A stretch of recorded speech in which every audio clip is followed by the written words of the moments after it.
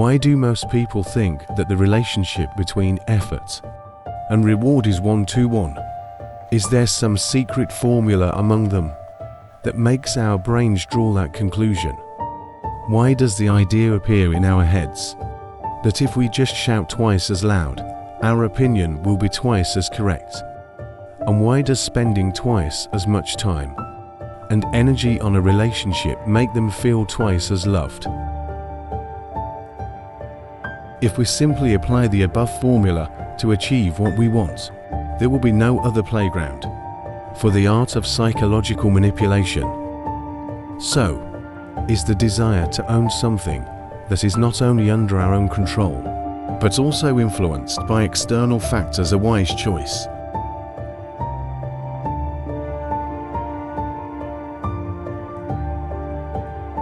In fact, almost every aspect related to psychology, forcing our brains to think, do not exist in a straight line. On the contrary, a linear relationship only exists when we perform something mindlessly repetitive. For example, driving a car, filling in blank fields in paperwork, cleaning the house, etc. In these cases, doing something for 2 hours will be twice as productive as 1 hour simply because they do not force us to think.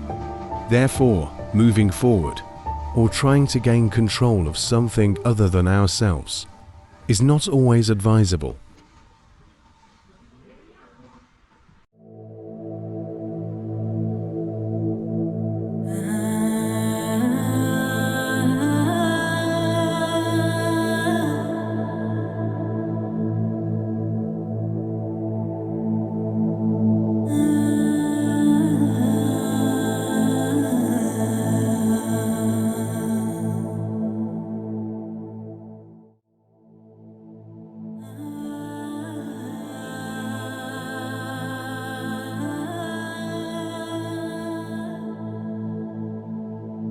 The ability to let go of control when you crave it most is a truly important life skill that anyone can develop. It's really time to admit that there will always be some things that require patience and space. We may feel that the word surrender has a negative connotation. The image of a person with his head down, letting go of my long eyelashes, obscured the remaining thoughts in those eyes. How small and lonely they really were. Perhaps we are too familiar with the image of a hero who never backs down, and no legendary story begins with good people giving up. However, arrogance that is difficult to suppress appears somewhere behind this. Surrendering to a greater power, or a nobler, more just power, is not an act of cowardice. It was a deeply intellectual act.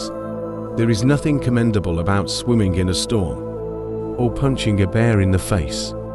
Wisdom is knowing your limits, accepting humility, and even being pushed around. This is perhaps the deepest meaning of the image of the mature rice plant lowers its head.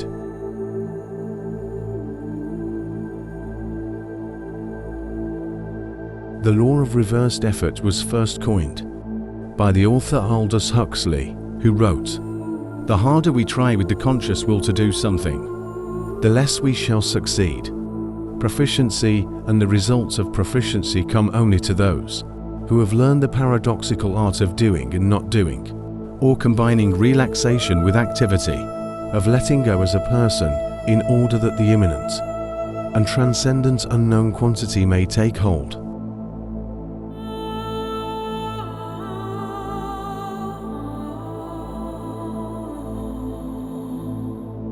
Theo Jeff Greenberg, professor of social psychology at the University of Arizona, said, "Reverse psychology is a way for a person to protect their freedoms.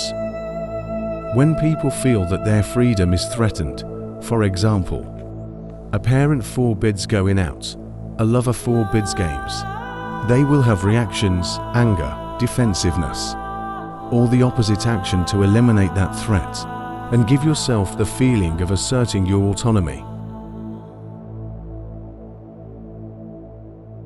or in a more calculated way.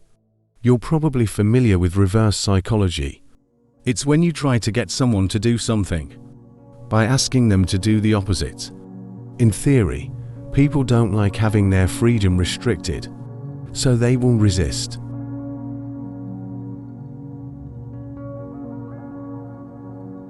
But what does psychology research tell us? Do people really respond to restrictions on their freedom by wanting more of the restricted object? In some situations, the answer is yes. However, be careful because people hate being manipulated. If they feel we are trying to force them to do something by telling them to do the opposite, an inverse form of inversion can occur. They will most likely stop doing what we ask, just despite our efforts to control them.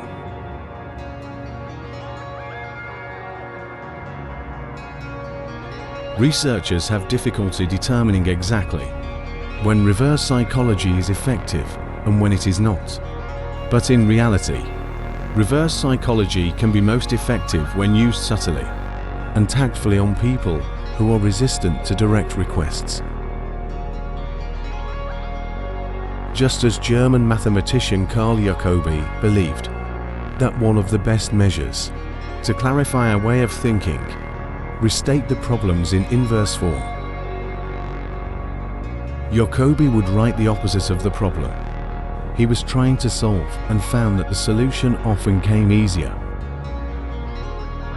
And inspired by Jacobi himself, Charlie Munger, business partner of Warren Buffett and vice chairman of Berkshire Hathaway, famous for saying, "All I want to know is where I'm going to die, so I'll never go there."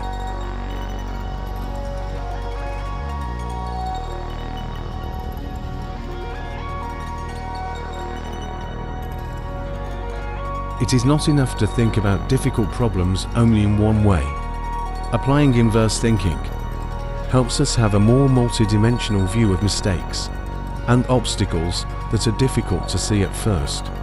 Great thinkers and reformers often think in many directions.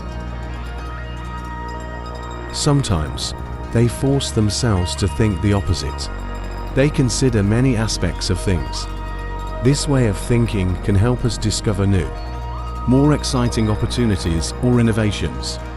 For example, instead of thinking about what makes for a good life, you might think about what prescriptions lead to suffering. Or try thinking about a difficult problem from a British library. How to transfer all existing books to the newly built building. It is estimated that relocating this huge number of books will cost $3.5 million United States dollars. And while people were having a headache thinking about it, there was a young man who said he could do this for only $1.5 million United States dollars. The solution: let everyone know that the library offers unlimited free book loans as long as they return the books to the new building. By changing his thinking from relocating books to lending books, the young man completed the task excellently.